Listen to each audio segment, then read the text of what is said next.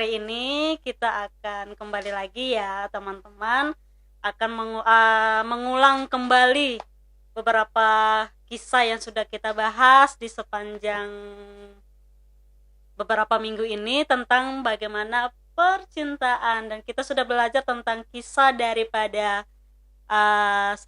Simpson, Yakub, dan juga Hosea ya teman-teman. Dan di sini kita mau kembali lagi yang mau kita pelajari secara garis besar dari ketiga tokoh besar ini.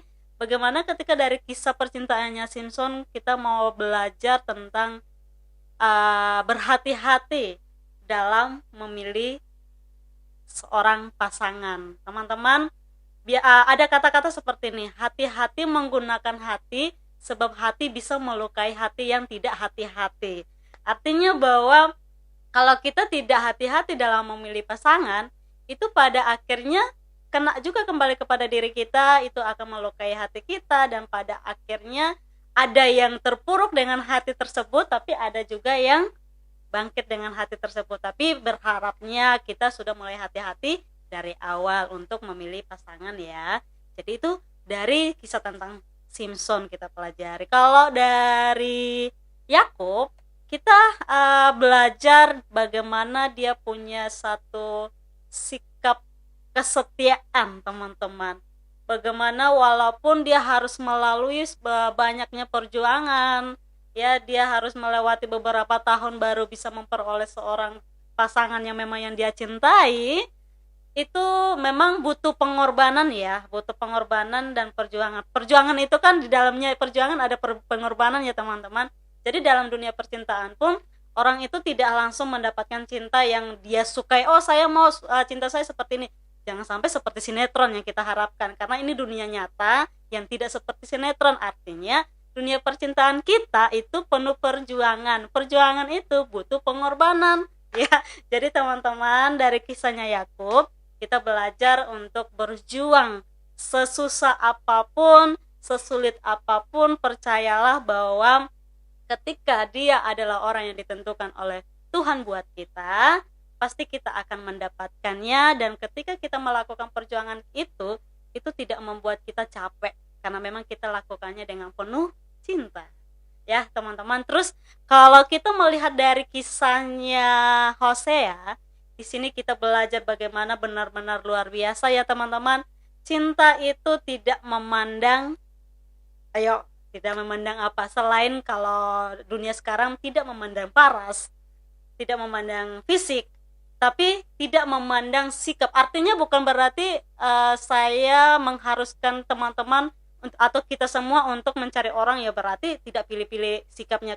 Kalaupun sikapnya buruk ya kita terima aja, tidak seperti itu. Tapi bagaimana ketika kita mungkin dikasih ketemu sama ada beberapa orang yang memang pada latar belakangnya mereka itu punya sikap yang tidak baik sekalipun, kita mau tetap bergaul sama mereka, kita tetap membangun hubungan sama mereka, kita mau terima mereka apa adanya ya, karena kita mau melihat bahwa mereka itu adalah sebuah jiwa, dimana jiwa yang perlu dimenangkan ya, karena itu juga merupakan sebuah perintah Tuhan yang harus kita kerjakan. Seperti Hosea, sesulit atau seberat apapun itu dia mau melakukan perintah Tuhan untuk tetap mengasihi, untuk tetap menerima siapapun yang walaupun kelakuannya tidak baik, tapi kita tetap mengasihi mereka dengan kasihnya Kristus tentunya ya. Kalau dengan kasih manusia, percayalah itu bakalan sulit, tapi kalau dengan kasih Kristus, kasih Tuhan, itu akan kita bisa lakukan dengan luar biasa. Jadi teman-teman, dari sini kita mau belajar secara ini ya, bagaimana kasih yang dimiliki oleh Hosea adalah kasih tanpa syarat. Teman-teman, mungkin secara manusia kita berpikir bahwa itu sulit, itu berat, karena kenapa? Setiap manusia kita punya egonya sendiri-sendiri.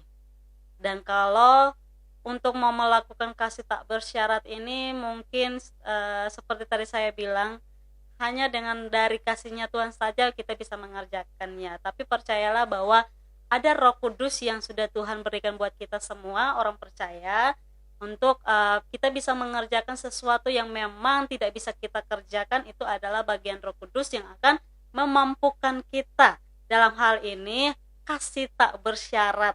Ketika kita mau mengasihi orang-orang di sekitar kita yang setiap hari, bayangkan dulu setiap hari mungkin mereka melakukan hal yang tidak baik kepada kita, ataupun ketika kita sudah baik sama orang, mereka ternyata di depan kita berpura-pura baik, ternyata di belakang kita mereka ternyata tidak baik. Dan untuk memberikan kasih tak bersyarat kepada mereka itu memang butuh kasih Tuhan ya, butuh Roh Kudus yang memampukan. Atau seringkali kita juga sering mau menjadi Tuhan ya, mau menjadi Tuhan, bagaimana kita menjudge atau menghakimi orang-orang yang untuk sekarang kita melihat, wah dia itu nggak baik, wah dia itu suka gini, dan suka gini dalam arti tanda kutip yang tidak baik ya. Dan kita sudah mulai menghakimi mereka, kita berpikir bahwa kita lebih baik daripada mereka. Nah itu sebenarnya itu tidak benar teman-teman. Jadi di sini kita mau melihat, kita mau belajar tentang kasih tak bersyarat itu apa.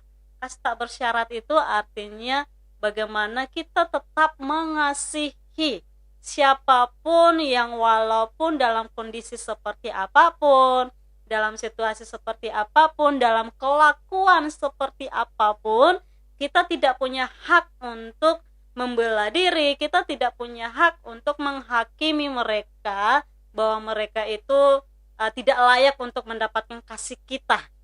Tapi Tuhan mengajarkan bahwa kita tetap beri kasih kepada mereka, kita tetap membagikan kasih kepada mereka, sebab dengan kasihlah bagaimana itu adalah perintah Tuhan, kita mengasihi sesama kita dengan ya apa yang ada dalam hidup kita, walaupun berat ya nggak apa-apa, kita mau kerjakan itu karena itu perintah Tuhan ya. Jadi teman-teman di sini kita mau kembali diingatkan dengan berbagai kisah firman Tuhan. Kalau teman-teman bisa punya waktu, boleh baca firman Tuhan.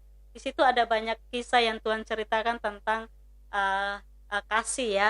Jadi kasih itu, kasih tanpa syarat itu artinya kita punya tugas untuk berbagi kasih kepada siapapun, walaupun kita secara manusia pikir itu tidak pantas, tidak layak, tapi tetap berikan kasih itu, karena itu memang itu sudah menjadi tugas kita. Kalau kita dapat kasih dari Tuhan, kita pun harus berbagi kasih kepada orang lain. Jadi teman-teman, mungkin itu saja yang bisa saya bagikan buat kita semua. Biarlah itu bisa menjadi berkat buat kita semua, dan bukan hanya menjadi berkat, tapi kita mau coba melaksanakan itu. Percayalah bahwa ketika kita mengasihi Tuhan, ada hal luar biasa yang sedang Tuhan kerjakan dalam hidup kita. Oke, Tuhan Yesus memberkati. Bye-bye.